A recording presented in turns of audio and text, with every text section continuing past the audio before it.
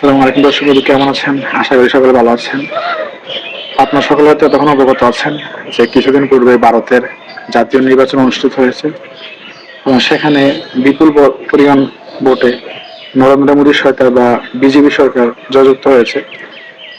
আর আপনারা জানেন বিজেপি সরকার হচ্ছে কঠোর হিন্দুত্ববাদী, কঠোর আহ, হিন্দু শাসিত লোক এবং কঠোরভাবে তিনি মুসলমান বিদ্বেষী। বিশেষ করে তিনি মুসলমানদের বিশেষ করে টার্গেট করে আহ হয়রানি করা হয়, বিভিন্ন তাদেরকে অপদস্থ করা হয়।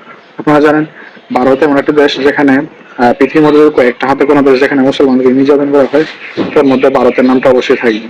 সেখানে কিছুদিন পর পর এই সাম্প্রদায়িক বিষয়গুলা উঠে আসে অনলাইনের মধ্যে। বিশেষ করে আজকে যে খবরটা নেমে এসেছে খুবই চিন্তাকর, খুবই চিন্তার বিষয়, খুবই আফসোসের বিষয়। আমি বিষয় দেখে আর নিজেকে ধরে রাখতে পারি নাই। ভাবলাম আপনাদের সাথে শেয়ার করি এবং প্রতিবাদী স্বরূপ আপনারা সাথে সাথে আমাকে সঙ্গ দিবেন। ভিডিওটা আগে দেখেন।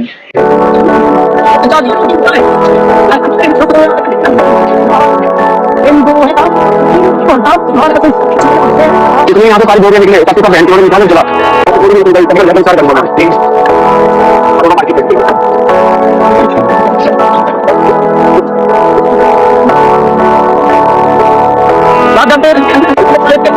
ভিউয়ার্স, আপনারা দেখলেন যে একটা কবরস্থান, একজন মানুষ যখন মারা যায় তখন আর তার কোনো কিছু থাকে না, সে কবরে চলে যায়, তার দেহটা সরাসরি কবরে চলে যায়। এখন এই কবরের মধ্যে গিয়ে সরাসরি তারা যখন একটা মানুষ জীবিত থাকে, তারা দর্শন বিভিন্ন ভাবে তারা নির্যাতন করে থাকে মুসলমানদের, বিশেষ করে ভারতের মধ্যে। এটা যখন মারা যায় তখন তার সাথে কিভাবে শত্রুতা থাকতে পারে ভাই? যখন মারা যায় সে শেষ, তার দুনিয়ার জীবন শেষ, পরকালের জীবন শুরু। ওই মারা যে যায় ওইখানে কবরের মধ্যে আবার আগুন লাগানো, এটা কোন ধরনের নির্যাতন ভাই? এটা তো একদম মানবতার কুঠুর এটা মানবতা একদম মারাত্মক এখানে অপদস্থ হচ্ছে, অপমানিত হচ্ছে।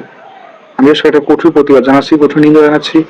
এটা অবশ্যই একটা ব্যবস্থা হওয়া দরকার, বিশেষ করে আমাদের দেশ থেকে এই বিষয়কে নিন্দা জানানো দরকার, প্রতিবাদ জানানো দরকার। শুধু এটা নয়, আরো অসংখ্য ভিডিও আছে, অসংখ্য ঘটনা আছে যেখানে তারা এরকম মুসলমানদেরকে অপমান করতেছে, কবরস্থানগুলোতে আগুন লাগাই দিচ্ছে, কবরের মাটিগুলো সরাই দিচ্ছে, ওখানে তারা তাদের যে ধর্মীয় যে গান বাজনা আছে সেগুলো তারা চালাচ্ছে। আরেকটি ভিডিও দেখুন। কোনো মসজিদ থাকবে না।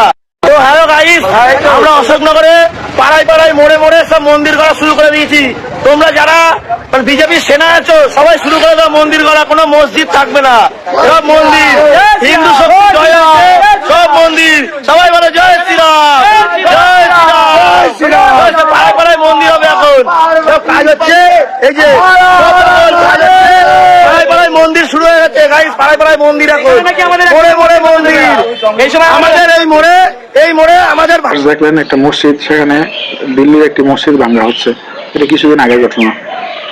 শুধুমাত্র আজকে এই মসজিদটা নয়, এই পর্যন্ত হয়তো হিসাব করলে 100 বা তার চেয়ে বেশি হবে যে যেখানে মসজিদ তারা বিভিন্ন জায়গায় তারা মসজিদ ভাঙচুর করতেছে। মসজিদের যে মিনার গুলো আছে সেই মিনার গুলোকে তারা ইটের মাধ্যমে বা হাতুড়ির মাধ্যমে মিনার গুলো ভেঙে তারা এখানে মন্দির বসাচ্ছে।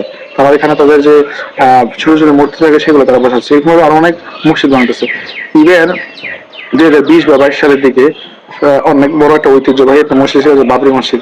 সেই বাবরি মসজিদটা তাদের হাত থেকে রেহাই পায়নি, সেটা বরং তারা ভেঙে গুড়িয়ে দিয়েছিল এবং সেখানে তারা মন্দির স্থাপন করার পরিকল্পনা করছিল। সম্মানিত বিভাগ, এটা শুধু আমি এখান থেকে প্রতিবাদ করলে হবে না, এখানে আমার প্রতিবাদের জন্য আপনাদের সাহায্য লাগবে, আপনাদের দরকার। আপনারা সাহায্য কিভাবে করবেন? এই ভিডিওটি শেয়ার করে দিন। আমার এই প্রতিবাদী কণ্ঠ যেন হাজার হাজার মানুষের সামনে পৌঁছে যায়, হাজার হাজার মানুষ জানতে পারে যে ভারতের এই নৃশংসতার ব্যাপারে। তারা যেন বুক ফুলিয়ে তারা যেন কথা বলতে পারে ভারতের এই নৃশংসতার বিরুদ্ধে, মুসলমানদের পক্ষ হয়ে। যেহেতু আমরা মুসলমান হচ্ছে একটা শরীরের মতো, যার এক জায়গায় আঘাত পেলে পুরো শরীর ব্যথা পায়। তো এক জায়গায় যেহেতু মুসলমান নির্যাতন হচ্ছে, আমরা মুসলমান, সেই সময় আমরা বসে থাকতে পারি না, আমাদের বসে থাকা উচিত নয়, আমাদের প্রতিবাদ করা উচিত যার যা জায়গা থেকে। আপনারা ভিডিওটি শেয়ার করে দিবেন, শেয়ার করে ছড়িয়ে দিবেন, হাজার হাজার এরকম মুসলিম ভাইদেরকে দেখার সুযোগ করে দিবেন।